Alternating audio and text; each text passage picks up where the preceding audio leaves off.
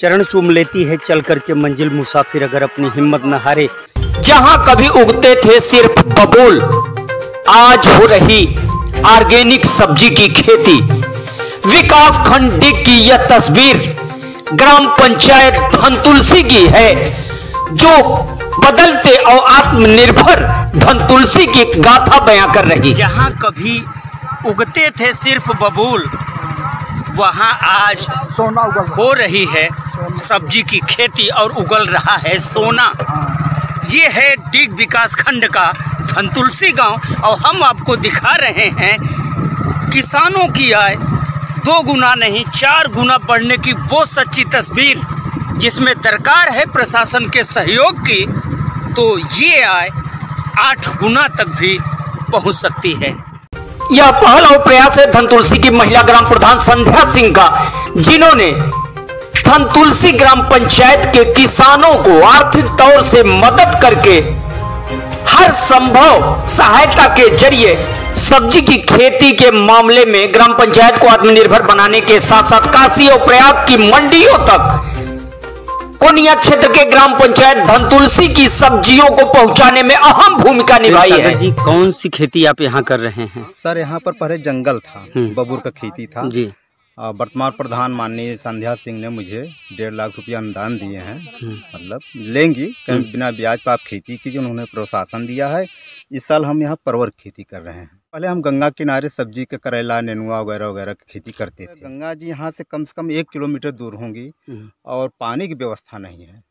अगर पानी की व्यवस्था प्रशासन द्वारा हो जाए तो इसको हम लोग एकदम अच्छा से खेती कर। गंगा से डूब जाता है, कहीं सुनवाई नहीं होता है। नेपाल से कहते हो रिपोर्ट लगाते ही नहीं है। अच्छा, किस कारण नहीं लगाते हैं मालूम 2 साल से कर रहे हैं जी जी। और हम ड्रैगन फ्रूट की भी खेती किए हैं जी, और शायद आपने देखा होगा जी। पिछले साल हमको प्रोत्साहन भी मिला था डीएम साहिबा से।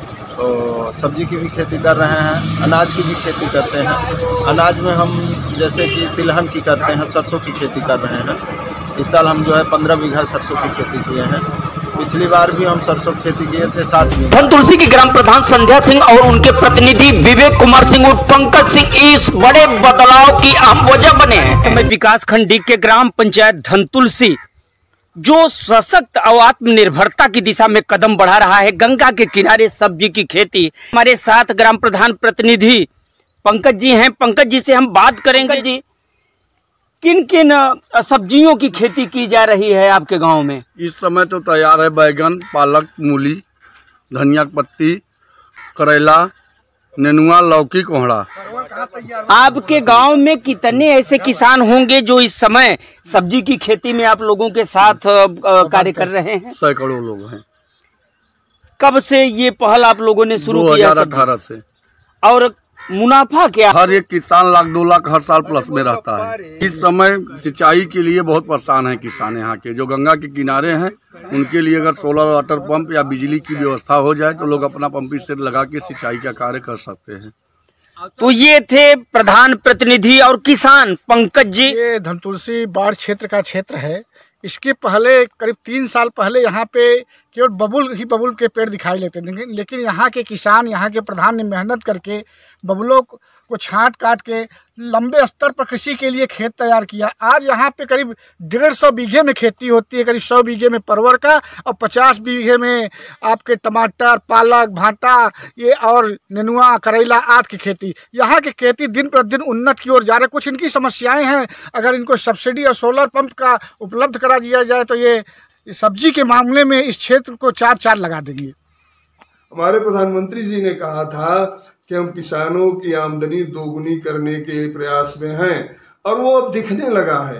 यह कोनिया क्षेत्र जो कभी चाहे नीलगायों से चाहे छुट्टा पशुओं से प्रभावित हुआ करता था, आज वहां जाने पर लग रहा है कि किस तरह से हरियाली है, किस तरह से मंडियों में ट्रकें भर के जा रही हैं, चाहे वो कछुआ मंडी हो, चाहे बरौत मंडी हो, चाहे अन्य जिले के अगल बगल के जिलों की मंडियां हो। और यहीं नहीं जा रही है, ये मंडियों से विदेशों तक ये सब्जियां जा रही हैं, क्योंकि शुद्ध जो गंगा के किनारे पर जो हो रहा है, बिना रासायनिक, बिना उर्वरक के, देसी खाद का देसी उपयोग करके जो वो सब्जी पैदा कर रहे हैं उसकी डिमांड आज देश ही नहीं विदेशों में हो रही है।